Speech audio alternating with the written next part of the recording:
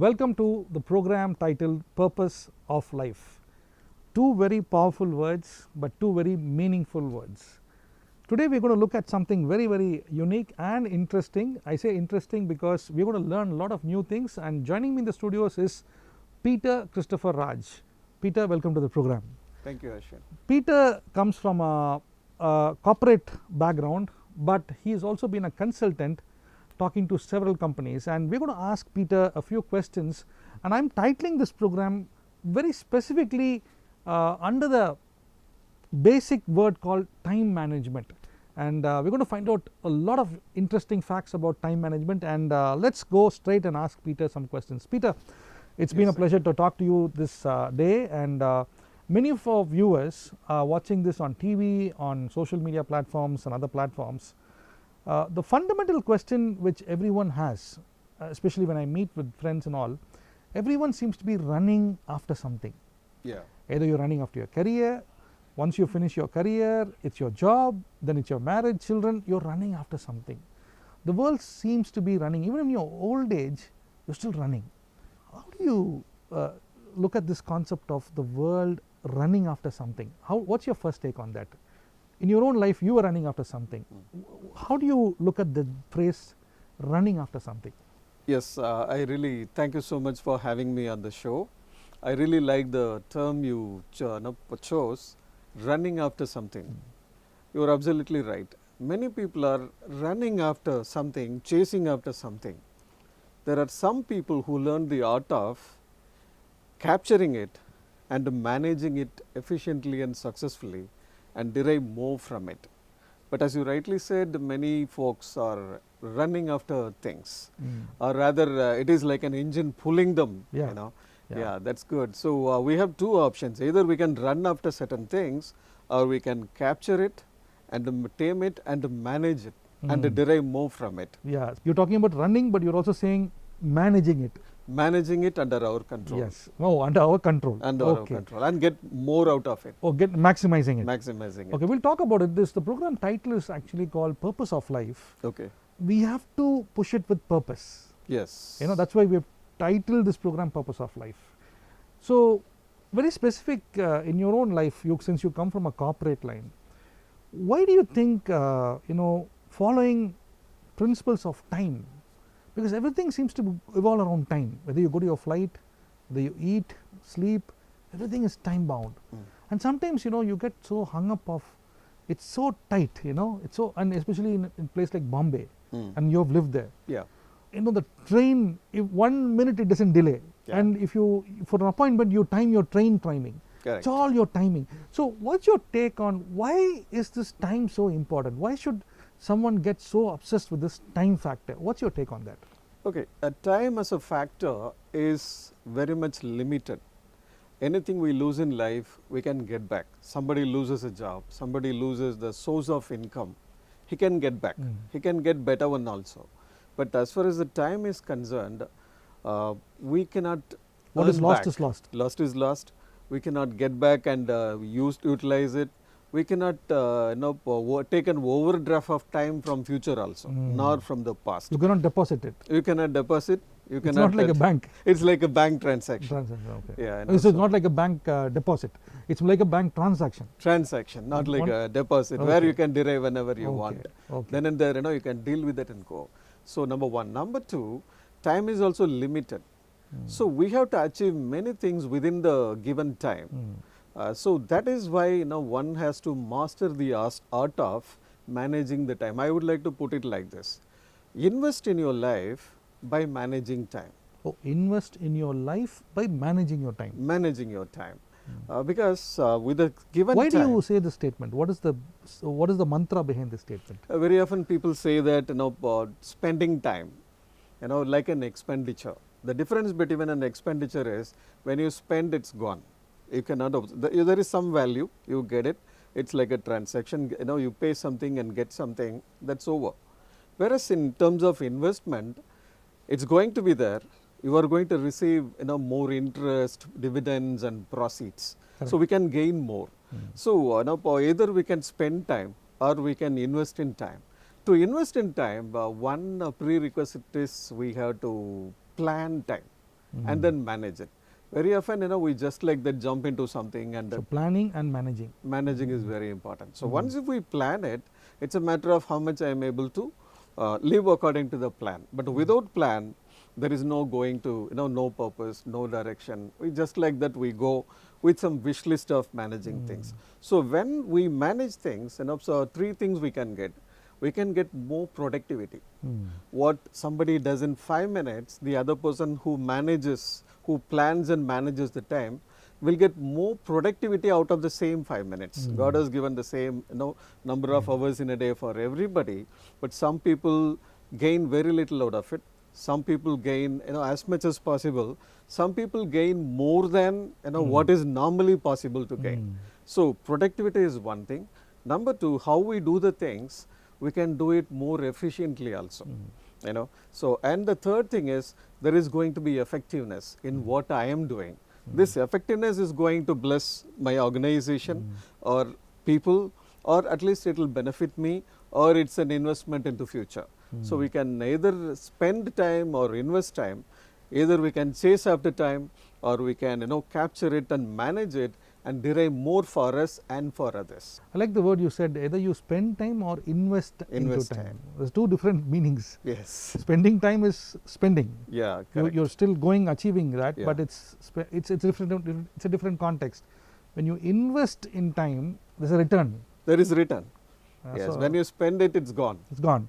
And I also like what you said when it comes to planning things, because everything is about planning. But can I also ask you one more question?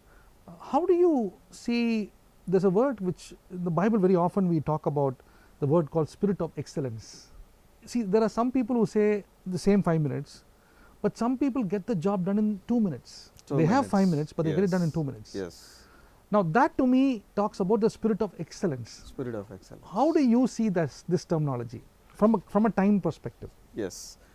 Excellence is one of the noblest things that everybody should achieve. And when we do that, the satisfaction we get is going to be amazing. That personal dividend of feeling the fulfillment.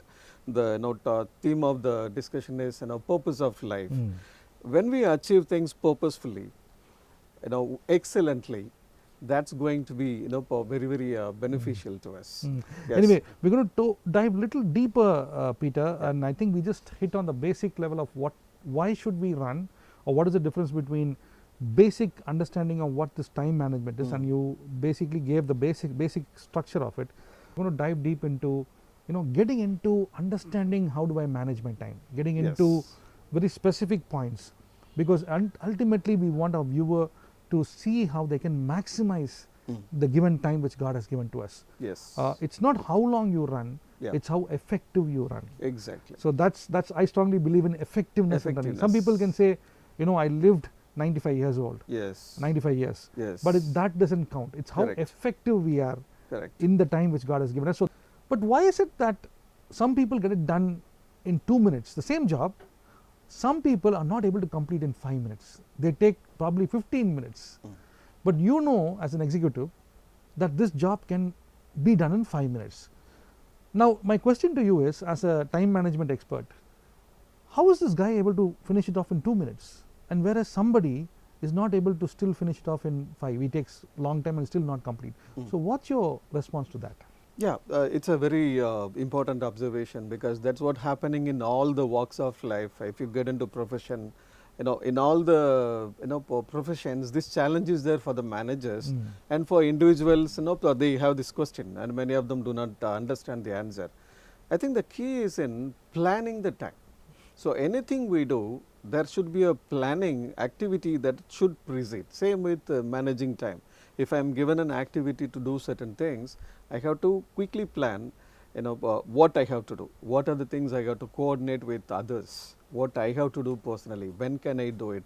That's what I have to plan first. When I plan it, I am going to do it according to my plan, most probably. If required, I will tweak it a little bit here and there. I will do something which I have not planned also, but at least 80% I will go with my plan. When I don't have a plan, I am going to jump into something to do it in a general way. When I plan, I will avoid distraction. When I don't plan, I will take on distraction. So same way when I plan, I will control and I will achieve it with a focus, with a purpose. I know the process of doing it, I will achieve it. When I don't plan, I will just like that do it. And when I plan it, I will do it with speed also. That is why somebody is able to finish a job in 2 minutes, whereas the other person takes 5 minutes. Somebody takes even 15 minutes because they don't control, because they don't focus on getting it done within the time. So speed is another thing. When we plan, we'll be able to achieve speed also. That is how people achieve more. That's what I called as productivity in managing time. So I think from what you are saying, the next question which comes to me is, how valuable is time, and why should one in a busy world bother about taking efforts to really plan and manage it? See, one is the planning part, one is the managing part. Yeah. I think if we need to know how to manage it also. One of the biggest frustrations for the corporate world, in my understanding, is that somehow they feel they have this deadline culture. We working in the media line, we have two different categories. There are people who work methodically. There are creative people who only understand one word, that is deadline. They don't want to come 9 to 5. They want to ask me only one question, sir, when should I finish it?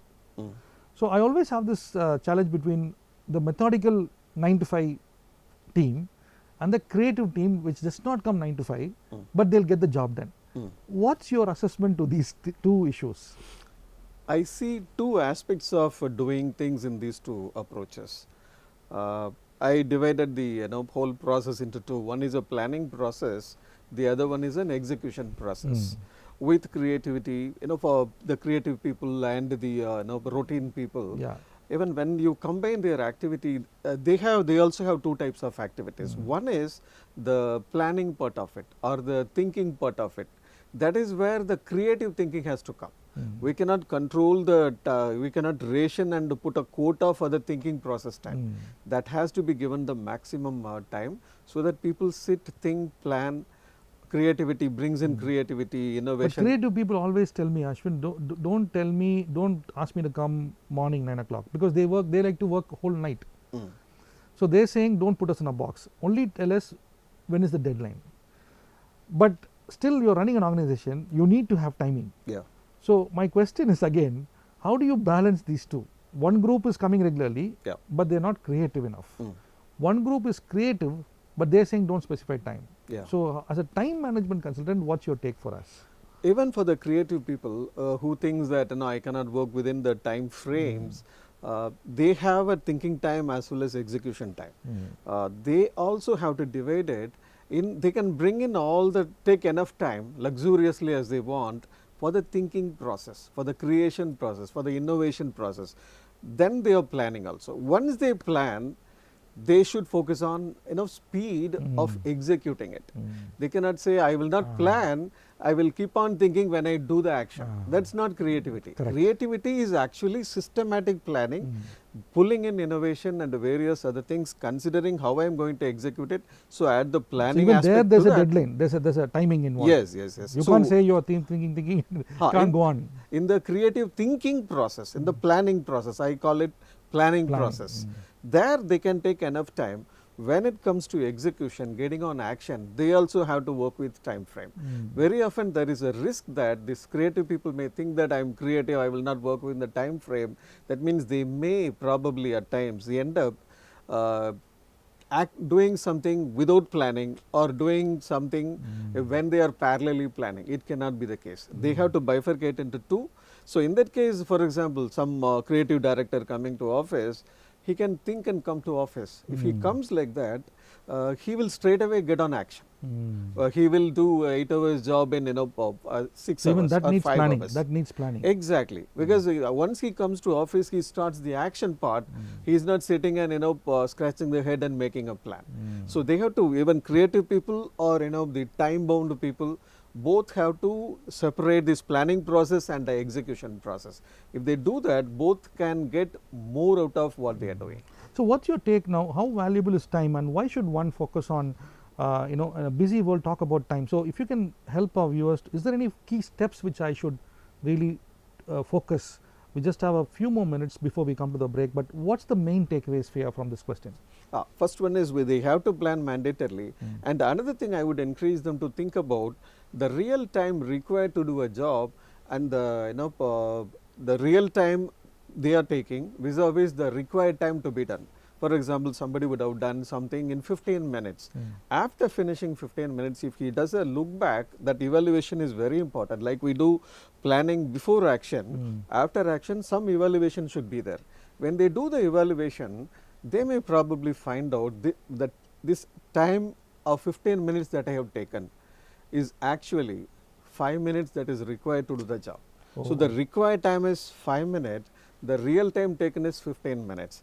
If they start doing the evaluation, then they will know where I have wasted. There was a phone call, there was another distraction. Somebody coming and asking, some question. We spend time for them. So that is very, very important. So people should plan it. Number two, after action, they should evaluate. So they should have evaluation after action. So planning precedes the action. Evaluation follows the action. If they combine all these things, every time they evaluate, they can find out what is the required time, what is the real time that I have taken.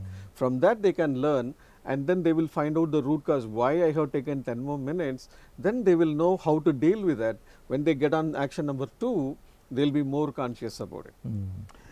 I think what you're sharing is very valuable, Peter. And a question before the break is, we're talking about time in a very general context. I'm also going to now jump into a much more larger word. You said evaluation, and I'm picking up some key words from what you're speaking. I'm also talking about the God of the Bible. Now there is a God of the Bible who's also a time conscious God. Time conscious. He's very, very time conscious. He's so specific. Yes. And he created 7 days, the creation, and everything was time bound. And he's a God of order. Yes. A God of excellence. You talk so much about the Bible, which is a very auto-updated book. I call the Bible the auto-updated book. Yes. And so from the God of the Bible, how do we understand this time management? How does God see this whole perspective? That's my question. We're coming to a very important part of same time management, because as I told you in the beginning, it's one life we have. It's not how long we run, but how effective we run. Correct. And there are so many examples in the Bible, but my question is, how does God view time?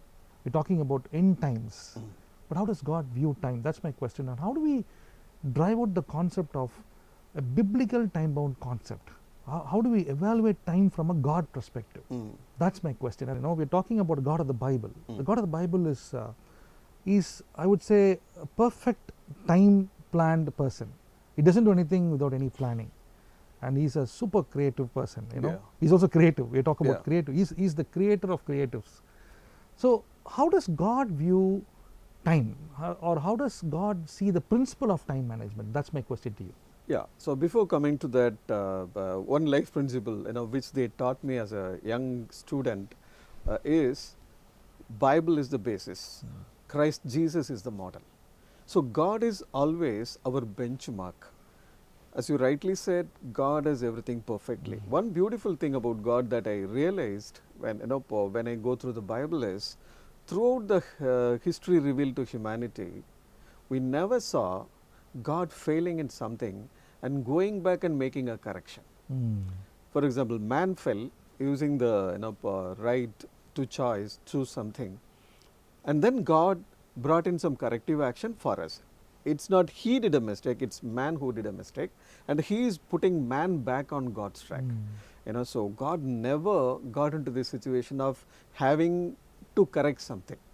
The reason is, our God is a God of orderliness. Anything he does in a very systematic way. So he's a God of orderliness, he's a very, very systematic God, and he is also a very strategic God.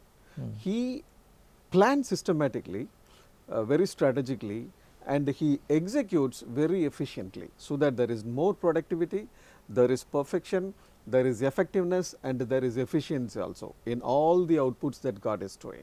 So how God is able to achieve it?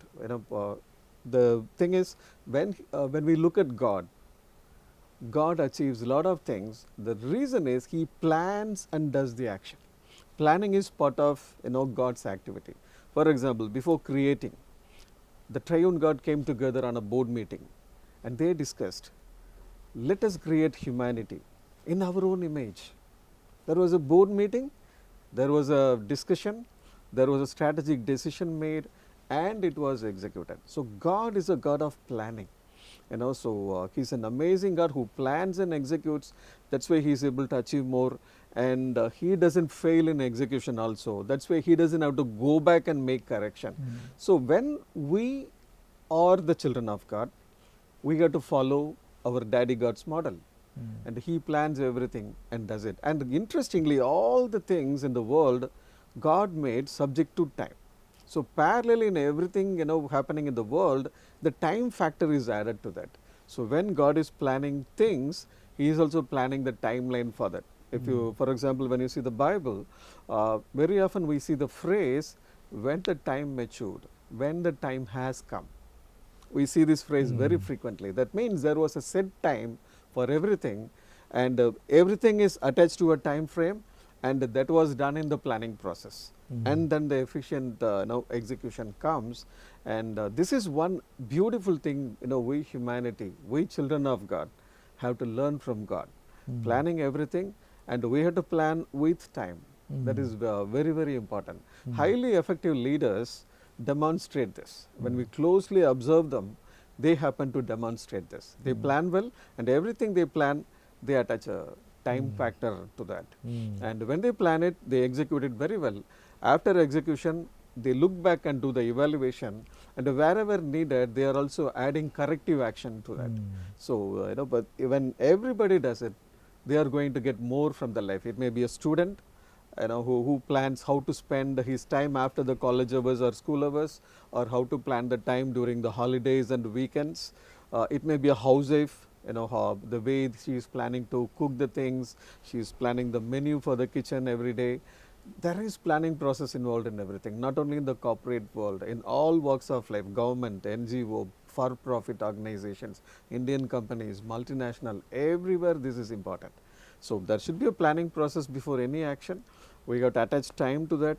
After action, we have to evaluate, and we have to learn from it, and wherever needed, we have to make corrective action, and that the key learning has to become the planning process for the next activity. So this is the way God is doing, throughout the Bible. If you see that, this is the way God has done it. Sometimes we have to see God very active. When he was talking to Abraham, very often he was visiting. When the children of God were there in Egypt, there was a silence period. Then when the time has come, 430 years are done, God came to rescue. And throughout the desert journey, he was communicating.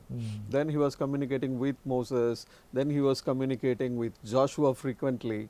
Then people are getting on action. And after Malachi and before Matthew, there is another silence period. So God knows when to speak, God knows when not to speak, because he has perfect timing and everything. And in the Bible, the word time and times is coming, as per the NIV version, 888 times. Oh, 888. 888 times, the two words time and times, they are coming. And they are coming in 158 contexts.